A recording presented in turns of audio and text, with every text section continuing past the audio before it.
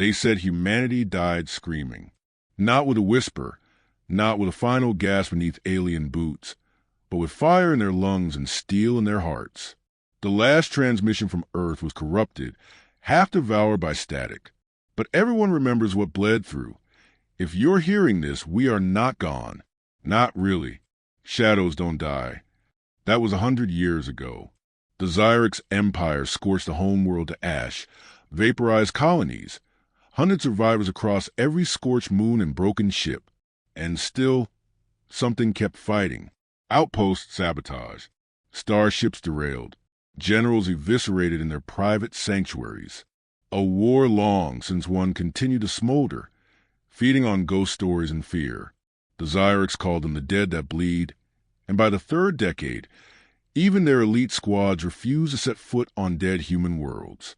Except for now, Fleet Lord Karuan didn't believe in ghosts. His war cruiser, Sorrow's Dominion, descended on the ruins of Fort Meridian, Earth's last military stronghold, orbiting the grave of the homeworld like a satellite of vengeance. It was a husk, powerless, empty, spinning slowly in the dark. The boarding crew entered through its torn hangar bay. Scorched marks painted the walls. No heat signatures.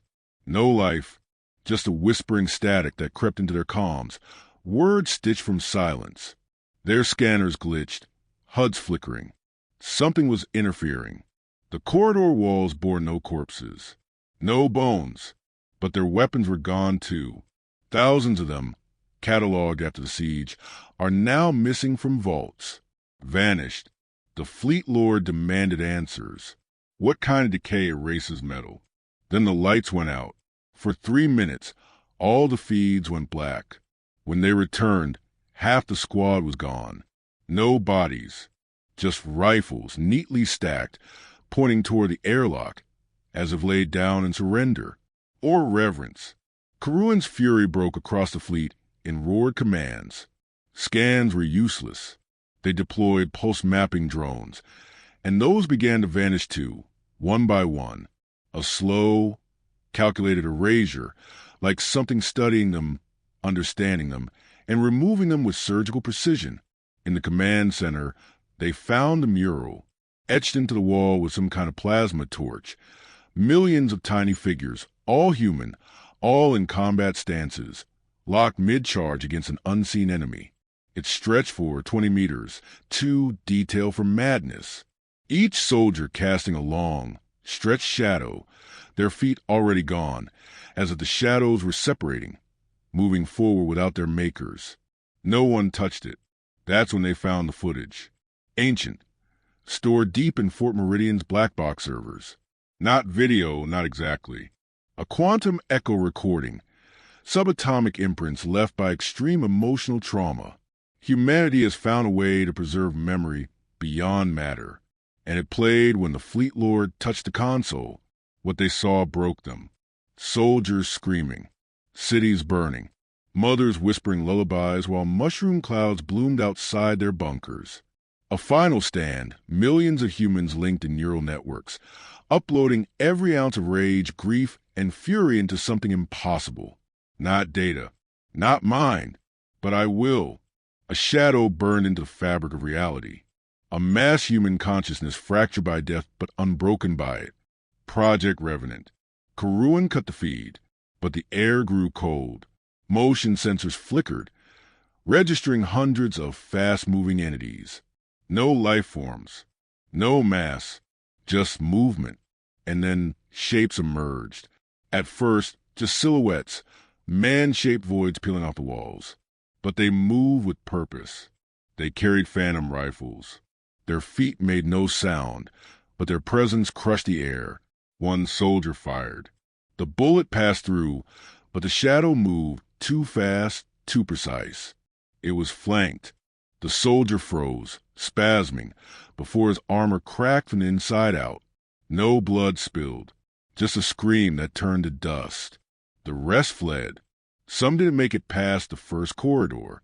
Their own shadows stretched impossibly behind them, catching up, enveloping them. For a moment, they'd stand still, utterly quiet, before disintegrating into black dust. The shadows weren't mindless.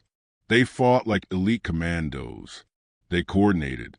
They remembered tactics older than the stars. Karuan escaped only because his guards sacrificed themselves, detonating a nuclear failsafe. Back on Soro's dominion, the Fleet Lord demanded orbit-to-surface annihilation, plasma bombardment, planet cracker torpedoes. But the ship didn't respond.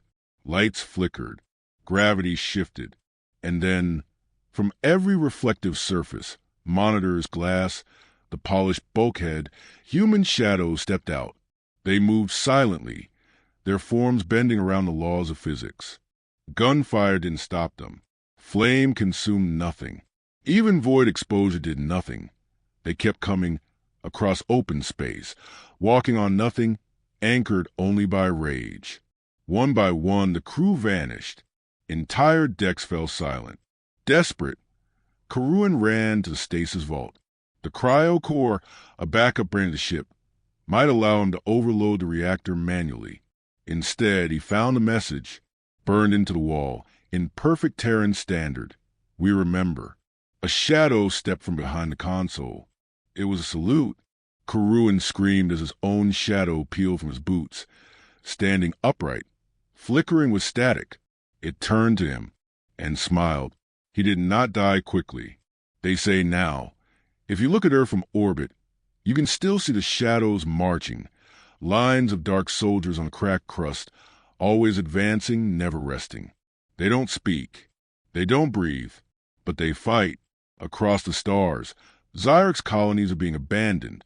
Ships found drifting, empty, always the same signs, walls etched with names, floors painted with perfect boot prints, and sometimes a final whisper caught in dying comms. For Terra.